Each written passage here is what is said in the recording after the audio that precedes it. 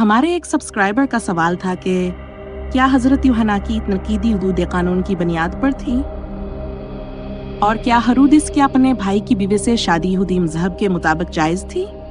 پہلے تو ہمیں اس کہانی کے پس منظر کو سمجھنا ہوگا۔ یروشلمی کی سیاسی فضا میں ہرودس کا کردار بہت اہم تھا۔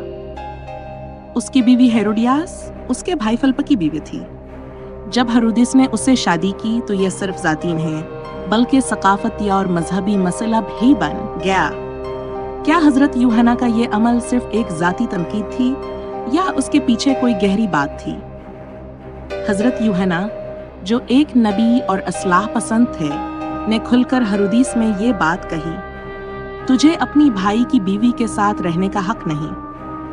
یہ نہ صرف عوامی اعلامیہ تھا بلکہ یہ اس وقت کی یہودی ثقافت اور اخلاقیات کی بھی عکاسی کرتا ہے۔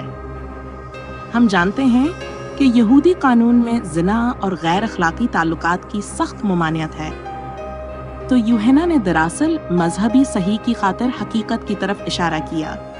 اب بات کر لیتے ہیں یہودی قانون کی۔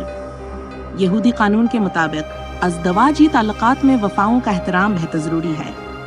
اوپر سے تیورا میں واضح طور پر کہا گیا ہے کہ کسی دوسرے کی بیوی طرف نظر ڈالنا بھی ممنوع ہے۔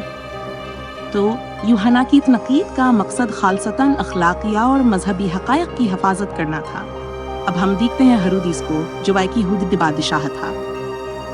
ہرودیس کی یہودی حیثیت نے اس کے طرز عمل کو مزید پیچیدہ بنا دیا۔ کیا اس کی شادیاں جو کہ واضح طور پر یہودی قانون کی خلاف ورزی تھیں اس کے مذہب کی حدود میں آئے؟